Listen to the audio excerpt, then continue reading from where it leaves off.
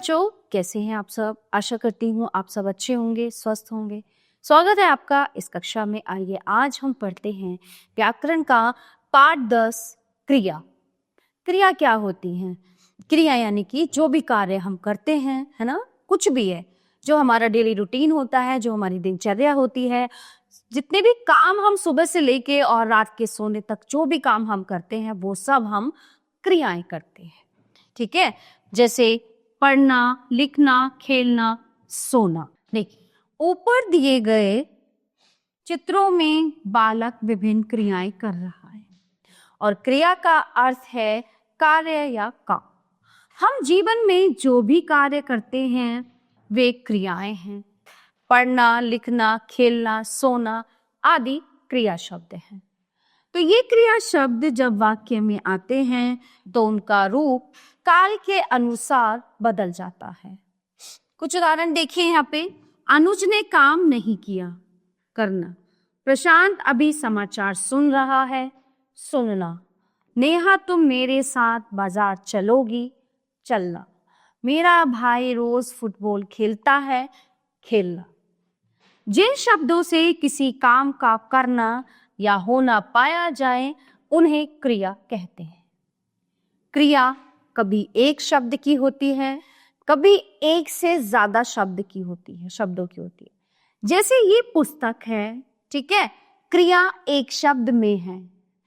बच्चे खेल रहे हैं, क्रिया एक से अधिक शब्दों में यानी खेल रही है।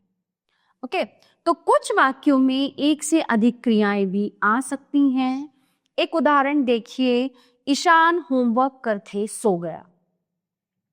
इसमें दो क्रियाएं हैं, होमवर्क करना और सो। ऐसा क्यों? तो इस वाक्य को हम दूसरे ढंग से भी लिख सकते हैं। ईशान ने होमवर्क किया और वो सो गया। वास्तव में इस वाक्य में दो कार्य हैं। व्यक्ति पहला कार्य पूरा करके दूसरा कार्य शुरू करता है। अब बात करते हैं धातु।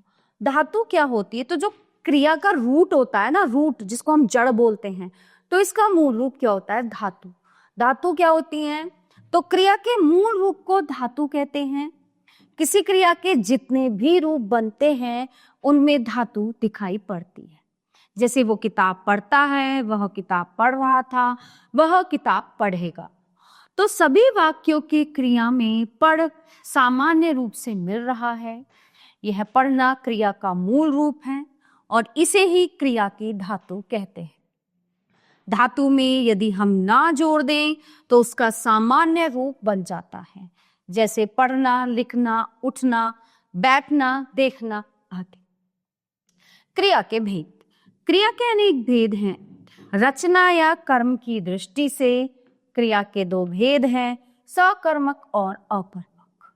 सकर्मक क्रिया, तो जिन क्रियाओं का कर्म होता है उन्हें सकर्मक क्रिया कहते हैं। जैसे मंजू ने केला खाया, माँ ने खाना बनाया, दुकानदार ने सब्जी तोली। ठीक है, तो इन वाक्यों में केला खाना सब्जी कर्म है तथा खाया, बनाया, तोली क्रिया है। तो इन सभी क्रियाओं के कर्म हैं, इसलिए सकर्मक क्रियाएं हैं। पहचान। क्रिया के साथ क्या अथवा किसको लगाने पर जो उत्तर आए वही कर्म होता है। कुछ क्रियाओं के साथ दो कर्म भी आते हैं। इन क्रियाओं को द्विकर्मक क्रिया कहते हैं। जैसे क, मैं राम को पत्र लिखूंगा। राम को पत्र कर्म। शीला ने रमा को गाना सुनाया। रमा को गाना है कर्म। ठीक है। अकर्मक क्रिया, जिसमें कर्म नहीं होता। तो जिन क्रियाओं का कर्म नहीं होता उन्हें अकर्मक क्रिया कहते हैं। विमल पढ़ता है, महिमा बैठी है, पिताजी आए। तो इन वाक्यों में पढ़ता है, बैठी है, आए क्रिया है। इनका कर्म नहीं है, इसलिए ये अकर्मक क्रिया है। संयुक्त क्रिया। जब किसी वाक्य में एक से अधिक क्रियाएं होती हैं उन्हें संयुक्त क्रिया कहते हैं। जैसे वर्षा होने लगी, राजीव पेड़ पर चढ़ गया। क्रियाएं ये सभी एक से अधिक हैं, इसलिए ये संयुक्त क्रिया है। पूर्वकालिक क्रिया, मुख्य क्रिया से पूर्व होने वाली क्रिया पूर्वकालिक क्रिया कहलाती है। जैसे रेणु दूध पीकर सो गई, मैं नहाकर पढ़ूंगा। ठीक है, तो इस पाठ से हमने जाना कि काम का करना या होना बताने वाले शब्द क्रिया कहलाते हैं। क्रिया के बिना वाक्य अधूरा होता है। कारक, लिंग तथा वचन का प्रभाव क्रिया पर भी पड़ता है। क्रिया का मूल रूप धातु कहलाता है। और क्रिया के दो प्रकार हैं, सकर्मक और अकर्मक क्रिया। प्यारे बच्चों, ये पाठ यहीं पे समाप्त होता है। आशा करती हूँ आपको अच्छे से समझ आया होगा। मिलते हैं अगली कक्षा में। धन्यवाद।